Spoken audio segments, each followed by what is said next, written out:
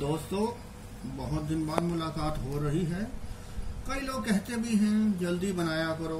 दरअसल कुछ प्रकृति ऐसी है कि बड़े काम के लिए जब आदमी आगे आता है तो निस्संदेह भारी काम करना पड़ता है।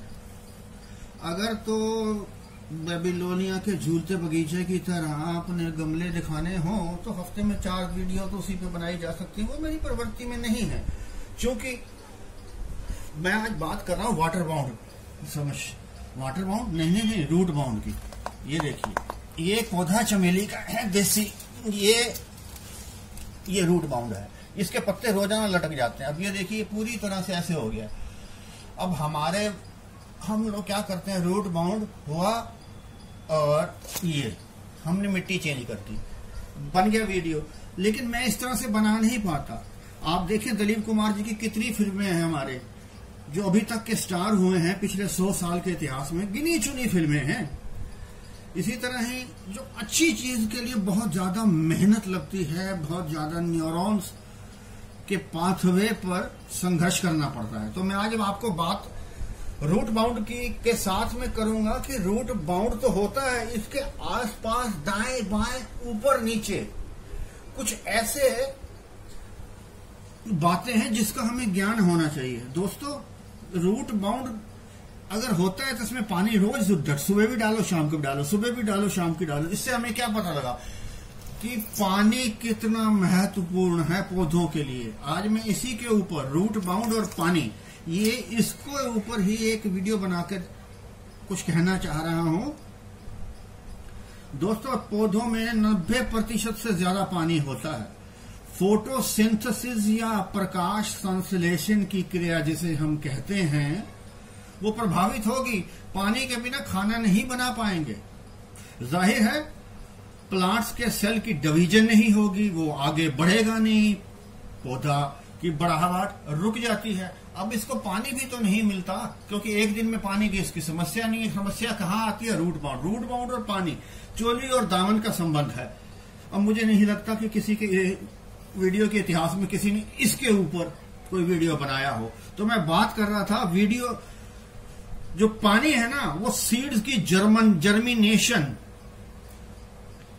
सीड्स जब जर्मिनेट होता है, भूतल से ऊपर आता है, और वहां से लेकर प्लांट की ग्रोथ तक, वृद्धि तक, न्यूट्रिशन यानी पोषण, जमीन के सभी लाभकारी जो जीवाणु हैं वो कैसे होते हैं जड़ के माध्यम से, पानी के बिना बिल्कुल नहीं हो पाते।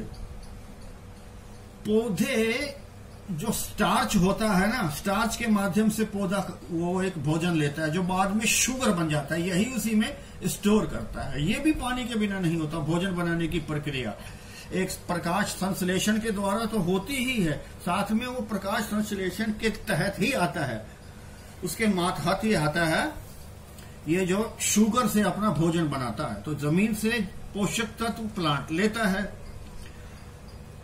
दोस्तों, जो पानी वाटर है, ये प्लांट का तापमान स्थिर रखता है।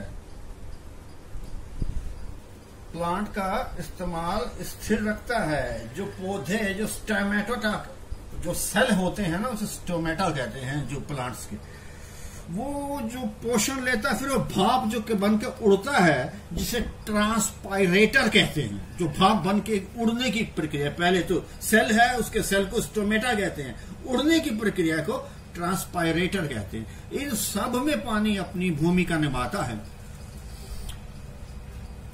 पानी पौधे की रासायनिक यानी कि केमिकल, फिजिकल यानी कि शारीरिक या भौतिक, और बायोलॉजिकल या जैव क्रिया रिएक्शन जो कि सॉइल के अंदर होती है। तीनों रिएक्शन होते हैं, हमें पता नहीं हो पाता।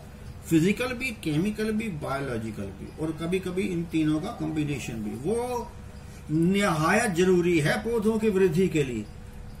पानी रूट द्वारा जमीन से लिया जाता है। जो पत्तों के साइलम टिश्यू जो होते हैं ना, उसके माध्यम से फैलता है।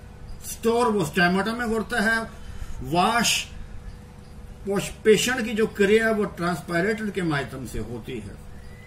तो पत्तों के जो टिश्यू से फैलता है पानी जो है ना, लीव के स्मॉलर जो पोर हैं उससे निकल जाता है, जैसे मैंने पहले बतलाया ट्रांसपायरेटन के माध्यम से। दोस्तों कितनी हैरानी की बात है, पानी निकल जाता है, 90% पौधों में पानी होती है और 5% वो बचाव भी लेता है। यहाँ पौधे भी पानी बचाते हैं। कुदरत कितनी बाकमाल है, केवल 5% से पौधे गुजारा कर लेते हैं, जबकि पौधे की जरूरत होती है 90%। जैसे कहते हैं हमारा शरीर 80% पानी है, उसी पर 90% पौधे में पानी है, 10% और भी ज्यादा। दोस्तों हम कभी बाहर जाते हैं या अस्वस्थ हो जाते हैं, कितनी हैरान करने वाली बात है। ये कुदरत की प्रणाली भी कितनी अजब है, गजब है। जो 5% है ना, वो उससे लेकर ही वो बेशक पौधों के पत्ते डाउन हो जाते हैं, नीचे हो जाते हैं, कुछ उदास से हो जाते हैं, लेकिन वो अंदर से उनको 5% आहिस्ता आहिस्ता खर्चने की आदत, जो कि क्रमशः विकास क्रम में मिली है। यहां पर भी पौधे, एनिमल और ह्यूमन, ये विकास प्रक्रिया जो डार्विन का सिद्धांत है बिल्कुल उससे मेल खाती मालूम होती है। रात को पौधे पानी नहीं जज्ब कर पाते। आप हैरान होंगे कि बिना सूरज की प्रकाश के, पानी तो हमने दे दिया, वहां पर फिर सूरज का प्रकाश भी आ जाता है, क्योंकि आज सूरज का प्रकाश ना होके रूट बाउंड के साथ एक पानी का एलिमेंट जुड़ा हुआ है। मैं उसी पर बात करने की कोशिश कर लेते हैं। तो जब पानी इसका उड़ जाता है, ट्रांसपायरेशन इसका हो जाता है, तो फिर भी इसके अंदर पोषक तत्व वो ले लेता है और बाकी उड़ा देता है। जिसे कहते हैं ना, सार सार को गाही रहे और थोथा दे उड़ाए। अब ट्रांसपायरेशन के माध्यम से पानी उड़ा तो देता है, लेकिन उसके पीछे भी छोड़ जाता है कुछ 5% तो रहता है। क्या वो छोड़ जाता है? ठंडा। अब ठंडा प्लांट रहने से वो जिंदा रहता है। जैसे हमें पसीना आने पर हमारा शरीर ठंडा हो जाता है ना, तो दोस्तों वही बात। तो हमने जाना, क्या जाना? अब आज के विषय के बारे में ही मैं बात करता हूं कि पानी और बीज के जर्मिनेशन के लिए बहुत जरूरी है। पानी बीज के जर्मिनेशन और प्लांट की वृद्धि के लिए। पौधों, नंबर 2, पौधों की पौष्टिक जो पदार्थ पहुंचता है वो भी रूट के माध्यम से ही पहुंचता है।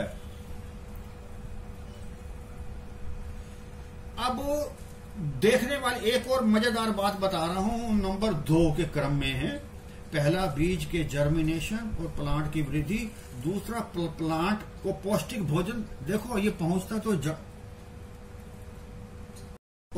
तो दोस्तों ये जड़ों द्वारा है, पानी तो जड़ों द्वारा ही पहुंचता है नीचे, लेकिन ये आप इतने, या इसके पत्तों में कैसे पहुंच जाता है ये इतने ऊपर तक? इसके कभी एक राज है। वहां पर जो एक प्रोटोप्लाज्म, यानी कि नीचे से लेकर ऊपर तक का, यानी कि एक जीव द्रव्य, जी हाँ, ये जीव द्रव्य जो होता है ये पानी को उसके अंग अंग में प्रवाहित कर देता है।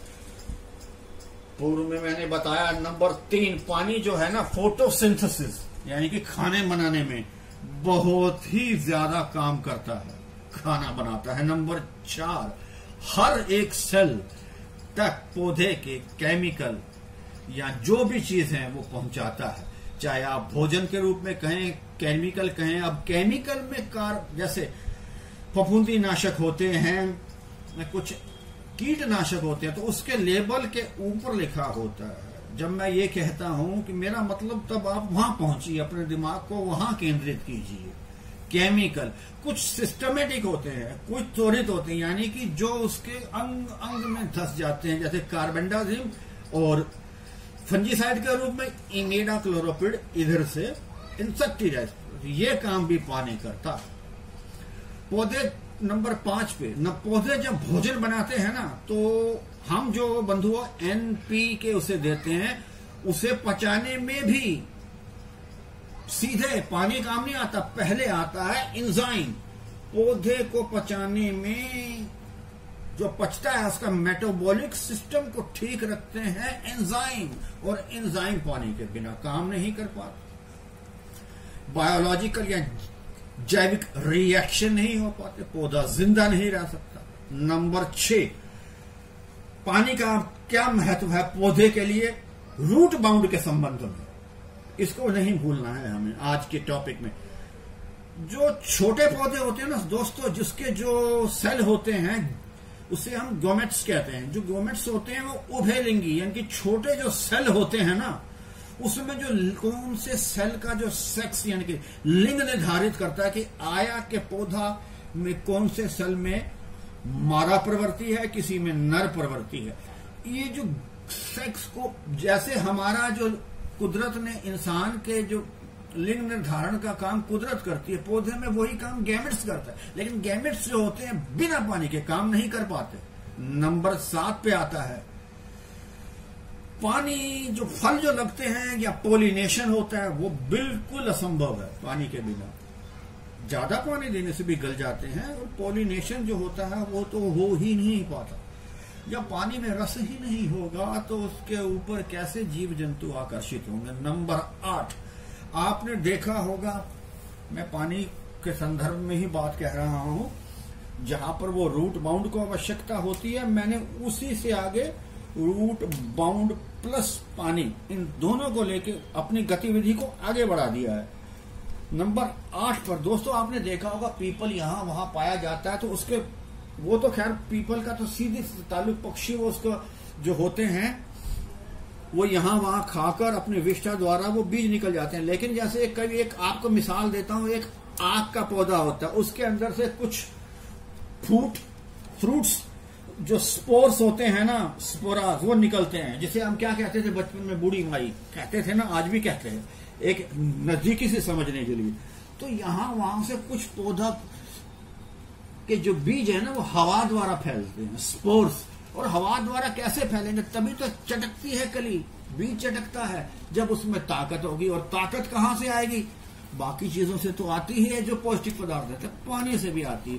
तो दोस्तों आज का जो टॉपिक था बड़ा ही क्लिष्ट है, लेकिन मैंने उसे तीव्रतम रूप से हल्का करने की कोशिश की है।